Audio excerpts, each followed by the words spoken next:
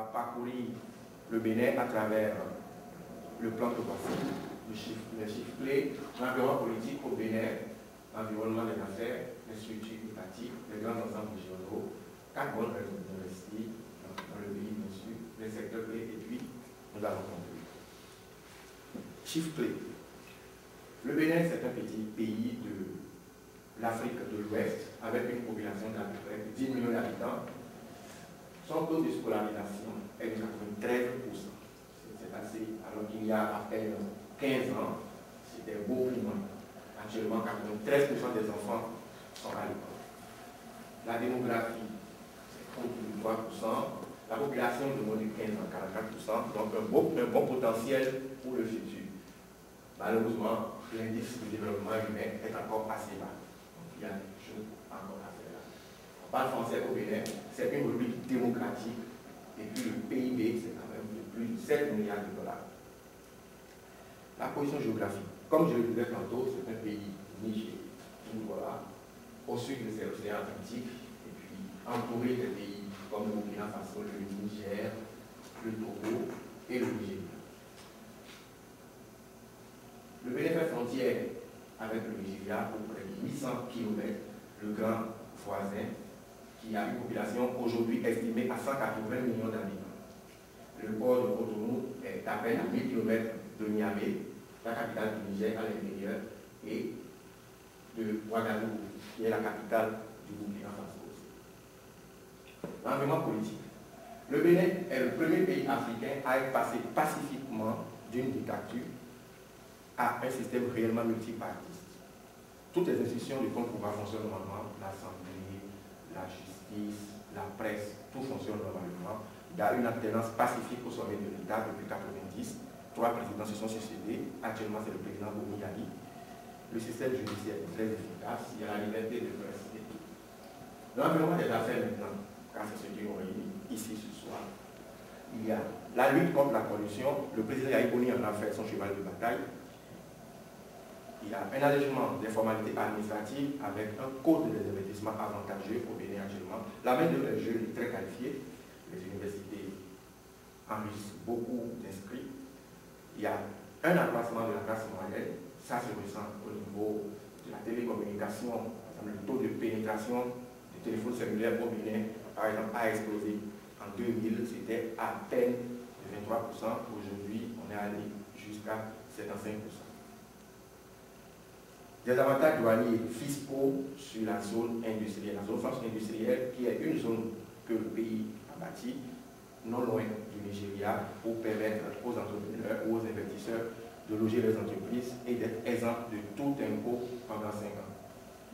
Et il y a, fait très important, un accord de protection de l'investissement étranger du Canada qui est en vigueur depuis 2013. Le président s'est déplacé lui-même ici au Canada, où il a signé avec le gouvernement canadien. C'est un accord qui empêche ce qu'on appelle la naturalisation des investissements, comme ça s'est passé au Venezuela, comme ça s'est passé en Argentine au début de l'année 2000. Les structures étatiques d'aide à l'investissement. Au Bénin, plusieurs structures sont mises en place pour aider les investisseurs. On a entre autres le centre de promotion de l'investissement, le centre de formalité unique des entreprises, qu'on appelle un guichet unique. À ce niveau, à peu près en 2 semaines, vous avez votre entreprise avec le statut chez le notaire, votre carte d'importateur et tout. 2 semaines, pas plus. Il y a l'Observatoire des opportunités d'affaires du Bénin, qui est chargé de l'assistance et du conseil aux hommes d'affaires. Et puis, on a l'Agence béninoise de promotion des échanges commerciaux. Les grands ensembles régionaux. Tout comme il y a l'Union européenne en Europe, il y a l'ASEAN en Afrique du Sud-Est.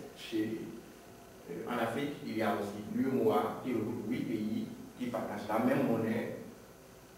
Il y a aussi la CEDEAO qui regroupe 15 pays qui sont tous dans la même zone géographique, population estimée à 300 millions d'habitants. Donc c'est un gros marché, un bon potentiel. Les échanges commerciaux avec les pays de l'OIE, c'est représentent respectivement 30% et 48% en 2010. Ça veut dire qu'il y a beaucoup de circulation. 4 bonnes raisons d'investir au Bénin. On a une stabilité politique et une situation géographique stratégique. Le Bénin est un pays côtier qui dessert les pays de l'intérieur.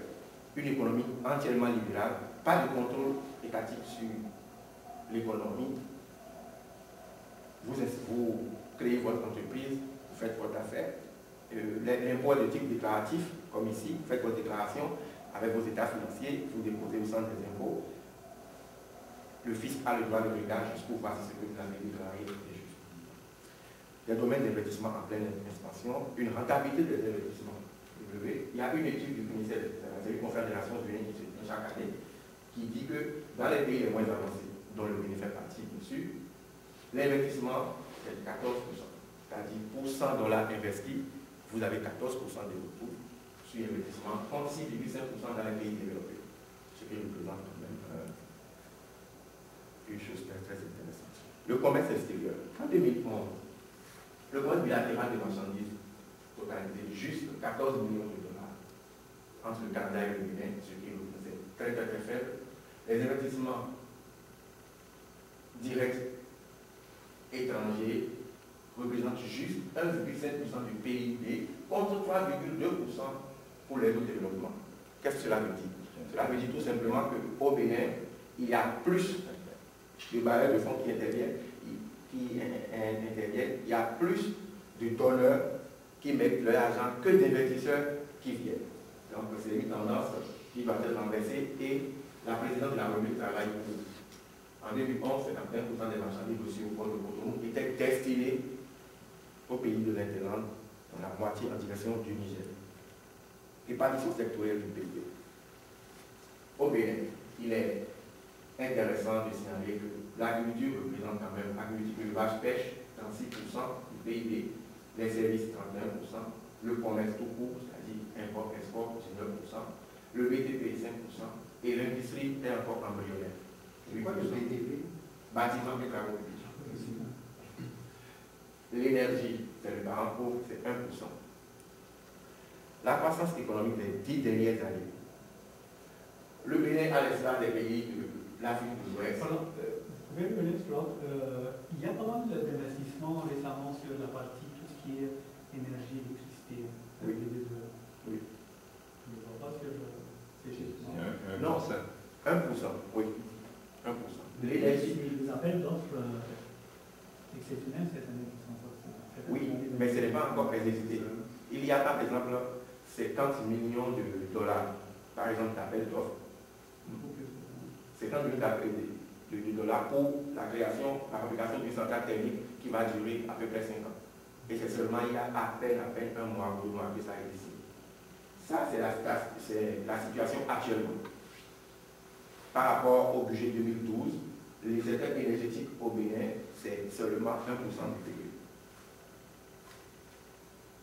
Le taux de croissance est linéaire, c'est environ de 3% depuis cette dernière année, entre 3 et 4%. Les secteurs clés maintenant. Nous avons parlé de l'énergie et de l'eau, des mines, des infrastructures et travaux publics, de l'agriculture et de l'agro-industrie, des transports terrestres et enfin du tourisme. Eau et énergie. Au Bénin, il y a un faible taux d'accès à l'électricité. 23% des ménages ont accès à l'électricité.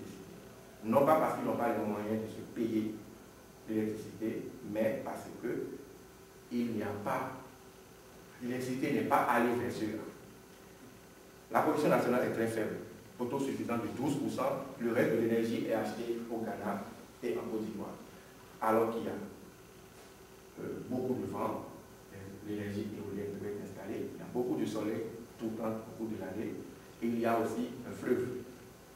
Le taux moyen de désert en eau potable en milieu rural et semi-urbain est estimé à 46% et 51%. Donc il y a encore beaucoup de choses à faire par rapport à l'eau. C'est les données de 2008. C'est vrai qu'au Bénin, généralement, c'est les bailleurs de fonds qui financent des études et ne les financent pas chaque année. Donc les derniers chiffres qu'on a, ça remonte de 2008. Ça remonte à 2008. Mais une chose intéressante, c'est que pour l'ensemble du secteur, il faut investir à peu près $1 milliard d'ici 2015 pour renverser la tendance. Les mines. Il y a une étude géostratégique qui a été menée début jusqu'à la fin et les conclusions sont sorties Dans le sous-sol de Guinois, il y a du pétrole et il y a beaucoup de minerais. Cependant, ce n'est pas encore exploité parce que ça demande beaucoup d'investissement et les investisseurs ne se bousculent pas encore aux portions. Il y a de l'or, du fer, du phosphate, matériaux de construction surtout. Nous avons le plus grand gisement de calcaire en Afrique de l'Ouest pour fabriquer du ciment. Les hydrocarbures existent et sont localisés, mais pas encore exploités. Le pétrole brut, 5,70 millions de barils et 91 milliards de mètres cubes de gaz. Donc il y a une grande opportunité de construction de raffineries et toutes sortes d'industries dérivées. Le gaz, c'est du offshore? Non. C'est une partie, toute petite partie du offshore. Une toute petite partie. On l'avait exploité, le Bénin avait exploité ça longtemps, mais en 2003, les réserves étaient épuisées. Et puis, bon, le gouvernement qui était là a cessé de faire encore de l'exploitation offshore. Infrastructure et travaux publics. Là, comme tout pays en développement, la Chine a connu sa bulle, l'Afrique aussi actuellement dans le problème et son envolée en matière de construction. Donc, il y a par exemple, tout de suite là, il y a une autoroute de 130 km qui doit être construite entre Cotonou, qui est la capitale, et une ville au centre du Bénin. Il faut souligner qu'actuellement, le Bénin n'a que à peu près 20 à 25 km d'autoroute pour 10 millions d'habitants. Donc, les entreprises de BTP. La construction du deuxième port, un investissement très évident. La zone est localisée, les propriétaires terriens ont été dédommagés, l'appel d'offres est lancé. Il y a le groupe Bolloré français qui s'intéresse à ça. Au même moment, il y a le port de Dubaï, qui est le concessionnaire de plusieurs ports, même en Europe, qui s'intéresse à ça. Mais vu la population, généralement, ces géants-là ne se bousculent pas aussi. Mais il y a ces secteurs-là, la question du port et des ports secs, parce que, comme l'Interland dépend du Bénin, il faut construire des ports de relais, qu'on appelle des ports secs. C'est de vastes espaces bitumés ou pavés, où on peut entreposer des conteneurs à destination pour les ventiler à travers le Niger, qui est un pays presque comme le Québec, à travers le Mali et à travers le Burkina Faso. Agriculture et agro-industrie. 80% des terres arables, dont seulement 20% sont utilisées. Le président Yaïboni, qui est l'actuel président, quand il était venu au pouvoir en 2006, a fait une déclaration.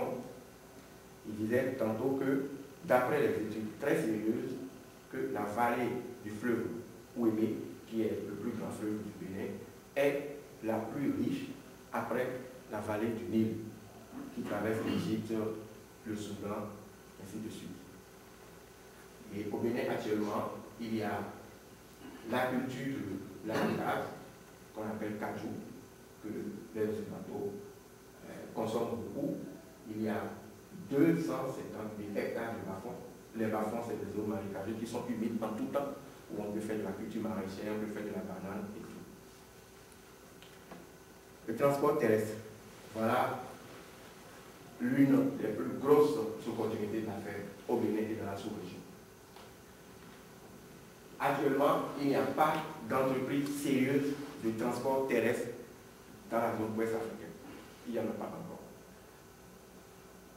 Je me souviens en 2009 ou 2010, il y a eu une grande famine au Niger et le programme alimentaire mondial a fait don de 13 000 tonnes de céréales au Niger, par exemple.